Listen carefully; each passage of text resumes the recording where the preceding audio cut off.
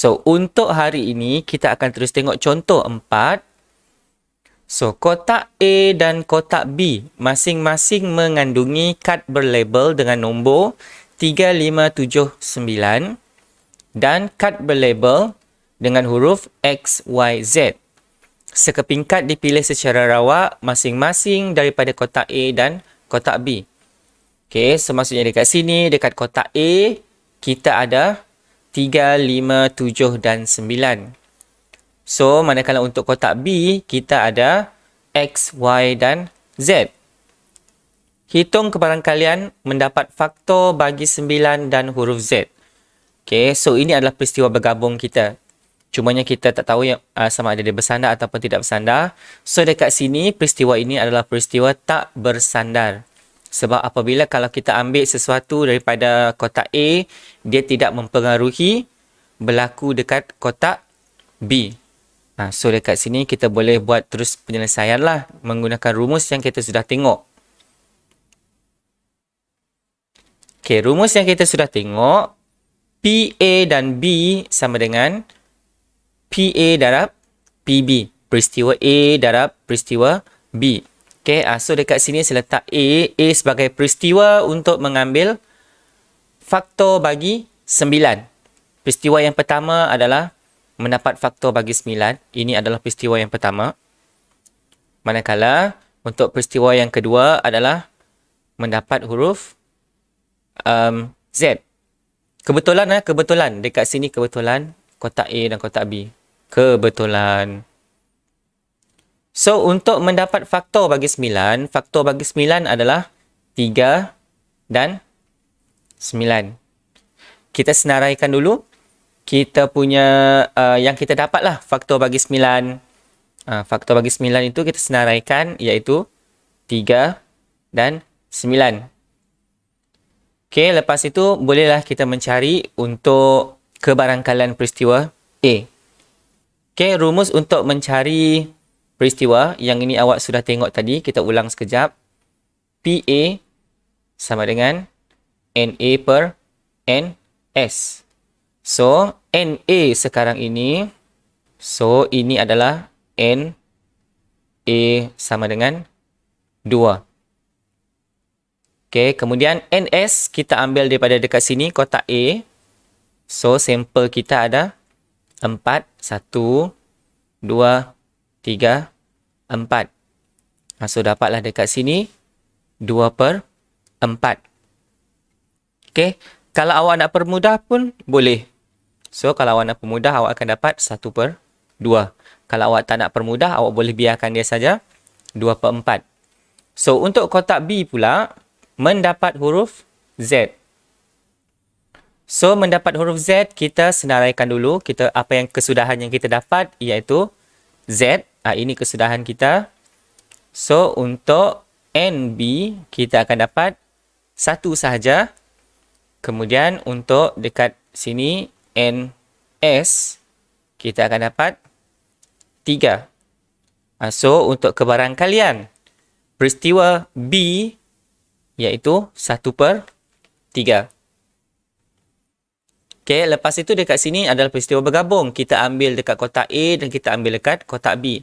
So, untuk kebarangkalian peristiwa bergabung, P, A, persilangan B sama dengan kebarangkalian peristiwa A darab kebarangkalian peristiwa B.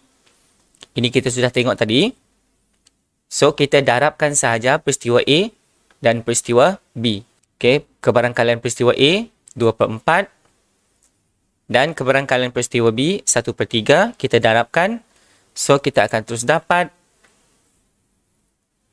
1 per 6. Okey, so untuk peristiwa bergabung, dekat sini, peristiwa A kita apa tadi? Mendapat faktor 9 daripada kotak A. Itu adalah kita punya peristiwa A. Dan peristiwa B kita ialah mendapat huruf Z daripada kotak B. So, memandangkan peristiwa yang berlaku dekat kotak A tidak mempengaruhi peristiwa berlaku dekat kotak B. So, situasi ini kita panggil peristiwa tak bersandar. Okey, tak bersandar sebab dia tidak mempengaruhi. Okey. cara manual, awak senaraikan satu persatu. Maksudnya dekat sini, awak senaraikan semua kesudahan yang mungkin. Cara ini adalah cara yang biasa untuk budak-budak jawab. Boleh tak semestinya awak nak guna rumus tadi. Sebab rumus tadi tak disediakan dalam exam. So, kalau awak senaraikan, macam mana awak nak senaraikan? So, 3, kemungkinan awak akan dapat partner dia dengan X. 3, kemungkinan partner awak akan dapat Y. Kemungkinan 3, Z. So, itu adalah kemungkinannya. So, kita senaraikan semua. 3X, 3Y, 3Z, 5X, 5Y, 5Z, 7X, 7Y, 7Z, 9X, 9Y dan 9Z. Ini kaedah alternatif. Awak senaraikan semua kesudahan yang mungkin. Okay. In case lah dalam ujian awak lupa rumus, boleh senaraikan. Lepas itu, kita carilah apa peristiwa yang di dalam soalan minta. Peristiwa yang dalam soalan minta ialah mendapat faktor bagi 9 dan huruf Z. So, kita carilah dekat sini mendapat faktor bagi 9. Faktor bagi 9 ialah 3. Dan Z. So, adalah 3Z. Lepas itu, kita cari lagi 9 dan Z. So, kita dapat kesudahan iaitu 3Z dan 9Z. Itu peristiwa A kita. Itu adalah kita punya kesudahan. 9Z dan 3Z. Okay. So, untuk kebarangkalian, rumus ini disediakan. Yang ini disediakan. So, ini yang saya cakap tadi. Ini yang saya maksudkan cara biasa bagi student. Sebab dia tahu rumus ini disediakan. So, dia guna main senaraikan macam ini. Boleh. So, lepas itu, kita cari, kita tentukan. So, dekat sini, ini adalah NA. NA kita ada 2. Kemudian, NS kita adalah semua ini. Kita punya ruang sampel. NS kita ada 12. 1, 2, 3, 4, 5, 6, 7, 8, 9, 10, 11, 12. So, kita terus masukkan nilai ke dalam rumus. PA sama dengan 2/12. Awak boleh biarkan jawapan awak macam itu sahaja ataupun awak boleh permudahkan. So, kalau awak permudahkan, awak akan dapat jawapan 1/6. Okay? So, ada 2 cara penyelesaian. Yang pertama tadi, awak guna rumus. Dan yang kedua, awak guna kaedah senaraikan. Ini adalah kaedah alternatif ataupun kaedah manual saya panggil. Okay, so seterusnya kita tengok contoh 5. Sebuah beg mengandungi 8 biji guli hijau dan sebiji guli merah. 2 biji guli dipilih secara rawak dari beg tersebut. Satu demi satu. Satu demi satu. Tanpa pemulangan. Warna guli diperolehi dicatat. Okay, situasinya dekat sini adalah dalam satu beg kita ada 8 biji guli hijau dan sebiji guli merah. Ini situasi kita sekarang. Lepas itu, wakilkan situasi di atas dengan gambar rajah pokok. Dan yang kedua, dia minta awak hitung kebarangkalian mendapat guli kedua berwarna merah dan mendapat kedua-dua guli berwarna hijau. Okay, untuk soalan ini, dia sudah minta awak mewakilkan situasi dalam gambar rajah pokok. Okay. So, dekat sini memandangkan kalau nak tulis guli hijau panjang sangat, so saya boleh wakilkan. Guli hijau sama dengan hash, guli merah sama dengan M. Okey, untuk perwakilan macam ini, awak mesti tulis. Okey, awak mesti tulis supaya pemeriksa ataupun cikgu tahu yang hash itu adalah hijau, yang M itu adalah merah. Kalau awak menggunakan singkatan. So, kita buatlah gambar rajah pokok. Dia kata tadi, situasi kita tadi, 2 biji guli dipilih secara rawak dari beg tersebut satu demi satu tanpa pemulangan. Okey, so untuk cabutan yang pertama, kita ada dua kemungkinan. Kemungkinan kita akan dapat guli hijau ataupun kemungkinan kita akan dapat guli merah. So, itu untuk cabutan yang pertama. Kita ada dua kemungkinan tadi, iaitu guli hijau ataupun guli merah. Okey, untuk guli hijau, macam mana saya dapat 8/9? Kita kira dekat sini. Okey, rumus yang kita pakai masih sama, iaitu P A sama dengan NA per NS. Rumus dia masih sama. So, guli hijau saya ada 8 tadi kan? 8 biji guli hijau, so 8. Dan semua, S adalah untuk semua. So, dekat sini saya ada 9 guli. 1, 2, 3, 4, 5, 6, 7, 8, 9. Sebab itu saya dapat dekat sini 8/9 kebarangkalian untuk dapat guli hijau. Kemudian, kebarangkalian yang kedua, mungkin saya akan dapat guli merah. So, kebarangkalian untuk mendapat guli merah pula, so dekat sini saya ada 1 guli merah. Lepas itu, semua guli ini ada 9. So, untuk cabutan yang pertama, kebarangkalian saya mendapat guli merah ialah 1/9. So, ini adalah untuk cabutan yang pertama. So, dia kata dekat sini tanpa pemulangan. So, bila tanpa pemulangan, tangan kiri kita ambil 1 guli, lepas itu kita genggam guli itu dan kita cabut untuk guli yang kedua. So, bila kita cabut untuk guli yang kedua, di dalam beg itu tadi, jumlah guli kita berkurangan 1. So, maksudnya, kebarangkalian yang kedua pun sama juga. Kita mungkin dapat guli hijau, kita mungkin dapat guli merah.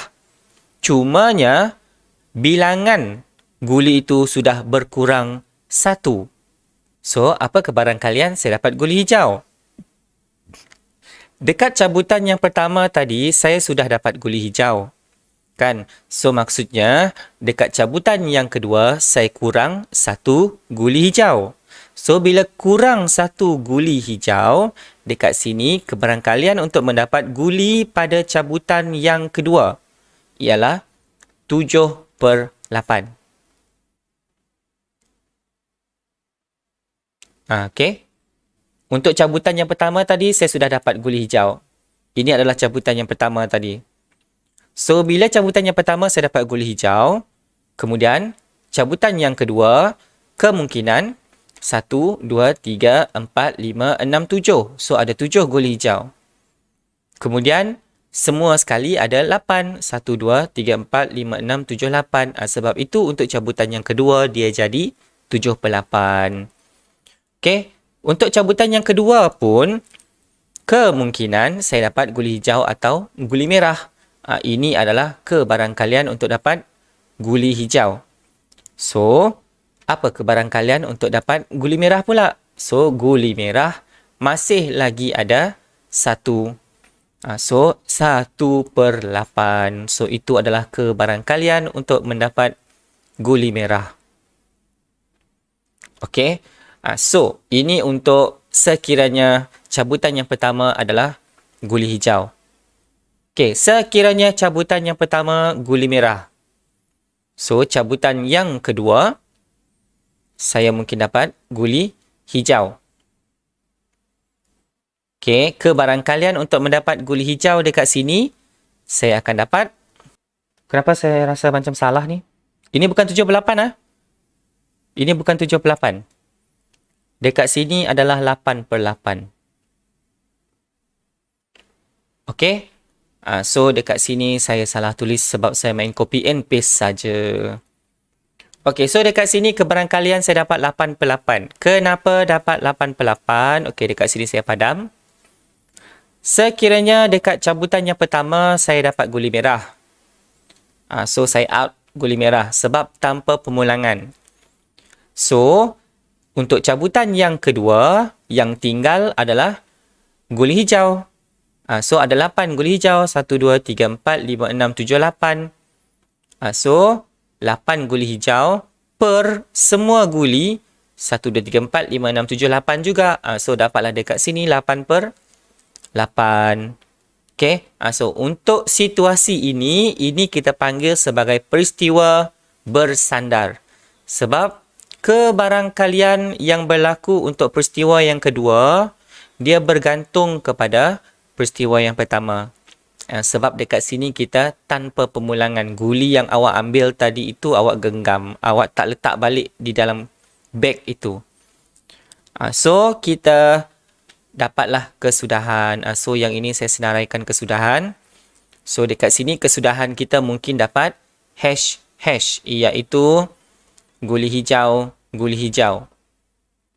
Dan dekat sini pula kemungkinan saya akan dapat hash M. Guli hijau, guli merah. Dan dekat sini kemungkinan saya dapat guli merah, guli hijau. M hash. Okey. Kenapa tidak berlaku MM? Sebab bila awak sudah ambil guli merah, tidak ada lagi guli merah yang tinggal di dalam beg. Sebab awak tidak pulangkan. Guli merah itu awak sudah genggam. Sebab itu tidak ada MM. So, untuk soalan B, hitung kebarangkalian mendapat guli kedua berwarna merah. So, kita tengok, kita punya gambar rajah pokok tadi. Guli yang kedua berwarna merah. So, kita tengok yang mana. Ini adalah guli yang kedua berwarna merah. So, kita buatlah pengiraan. Dekat sini tadi, saya silap. Sini adalah 8. So, peristiwa kita ialah peristiwa mendapat guli kedua berwarna merah. So, inilah yang kita tengok. Ini sahaja yang kita tengok. Okay, so bila ini yang kita tengok, mana dia punya ranting? Ranting dia adalah ini. Nama dia pun dah dipanggil gambar rajah pokok. So, inilah ranting kita. So, bila dia macam ini, kita buatlah 8 per 9 darab 1 per 8. So, ini kesudahan kita tadi. HM. Dan kita punya kebarangkalian peristiwa untuk mendapat guli itu ialah 8 per 9 darab 1 per 8. Ini ranting kita tadi. Untuk HM. Tekan saja kalkulator, kita akan dapat 8 per 72. Ataupun awak boleh permudahkan, awak akan dapat 1 per 9. Kedua ialah mendapat kedua-dua guli berwarna hijau. Okay, so bila mendapat kedua-dua guli berwarna hijau, kita tengok kesudahan yang ini. So, bila kita tengok kesudahan yang ini, mana rantingnya? Ini adalah rantingnya. Kedua-dua guli berwarna hijau, itu ranting dia. So, peristiwa kita ialah peristiwa untuk mendapat kedua-dua berwarna hijau. Kesudahan kita hash. So, dekat sini saya kira peristiwa 8 per 9 darab 7 per 8. Okay, so lepas itu tekan saja kalkulator. Dekat sini 56 per 72. Okay, ataupun awak boleh terus tekan dapat 7 per 9. Okay, kaedah yang awak sudah belajar. Ini awak cancel. So, dekat sini 1. So, dapatlah 7 per 9. Pun boleh juga. So, ini peristiwa ini tadi kita panggil peristiwa bersandar. Sebab untuk kebarangkalian peristiwa yang kedua berlaku, dia bergantung kepada peristiwa yang pertama. Kalau dekat sini tadi, kita tanpa pemulangan. So, maksudnya guli itu awak tidak masukkan semula ke dalam beg itu. Sebab itu dekat sini kebarangkalian dia berbeza. Okay, dekat sini tadi saya silap. Sini adalah 8, bukan 7. Okay, nanti saya betulkan dekat slide, dekat nota.